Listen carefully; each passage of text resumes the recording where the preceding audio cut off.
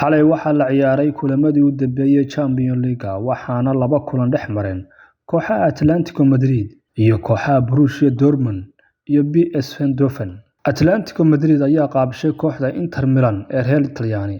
Ciyaartan oo ahayd mid xiiso badan ayaa waxaa lugtii hore hal gool ku soo badisay kooxda Inter ayaa mar kale gool uga naxsatay kooxda Atletico Madrid oo gurigooda joogta, laakiin may niyad jabin oo waa dagaalameen waxayna keeneen goolka labaadna waxay dhaliyeen daqiiqadaha dhamaadka ee ciyaarta. Waqtigii rasmiga ahna waxa uu ku soo dhamaaday natiijo la'aan, waxaana lagu daray 30 daqiiqo ee dheeriga. Waqtigaasna waxba iskama dhalin, isla markaasina waxa loo gudbay gool kulaadka ama rikoorayaasha, waxaana sidaas ugu gudubtay isla markaasina tagtay wareegga sideedamaadka ee koobka Champions League kooxda Atletico Madrid oo hal gool ka badbaadiyay ciyaaryahan Oblak kooxda Inter, isla markaasina ay fursad kale iska khasaareeyeen. Kulanka labaadna waxa uu dhaxeeyay kooxaha Borussia Dortmund iyo PSV Eindhoven.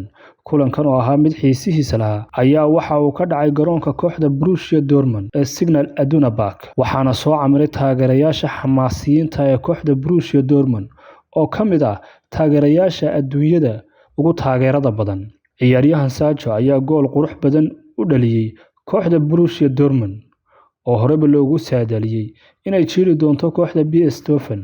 Inkastoo ay heleen fursado ay gool ku dhalin kareen, kooxda Eindhoven kama faa'iideysan.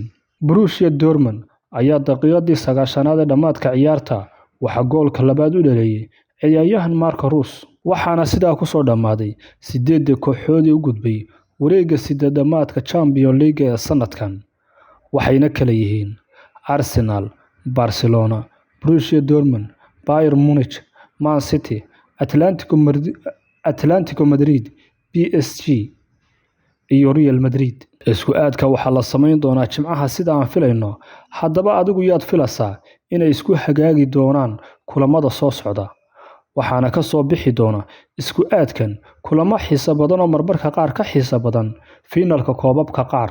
Adiga sayay kula tahay inay haleeli doonaan wareeggan?